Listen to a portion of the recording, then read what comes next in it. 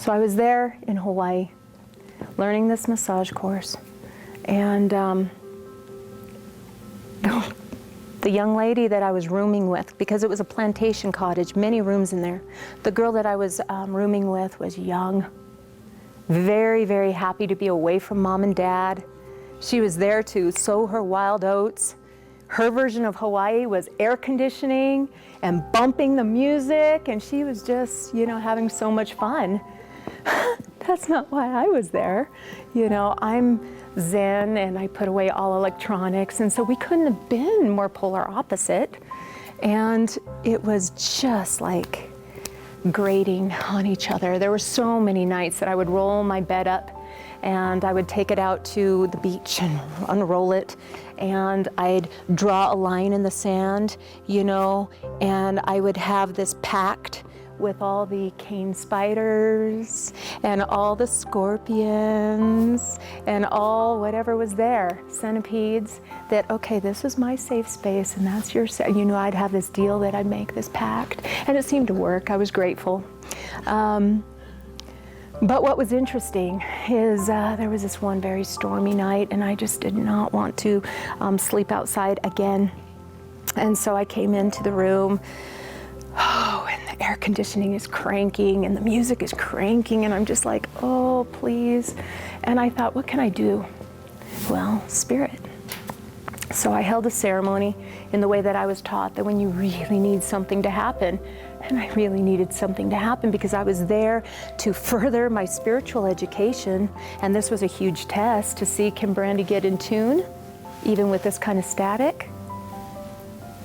So I probably could have and let her go about her merry way, but I thought, this probably, she could get more from this course as well if she kind of moved a little bit more towards spirit. So I thought, all right, well, I'm doing her a favor too, and ran this ceremony. And then I went in and took a shower, and I'm standing in the shower, and I still hear through all these walls her music. And finally, I reach to spirit, to my guides, and I ask them, I said, can you please go to her? And freedom of choice is significant in our life. Nobody can make somebody else do something. But if you aim something for the greater good of all concerned, and if this shift is something that is going to benefit more than just you, benefit, then there's a propelling device behind that. There's a lifted feeling. There's a momentum that starts to be born from that is beautiful. And it started to help me to understand that as I reached and I said, can you please help her to see where I'm coming from?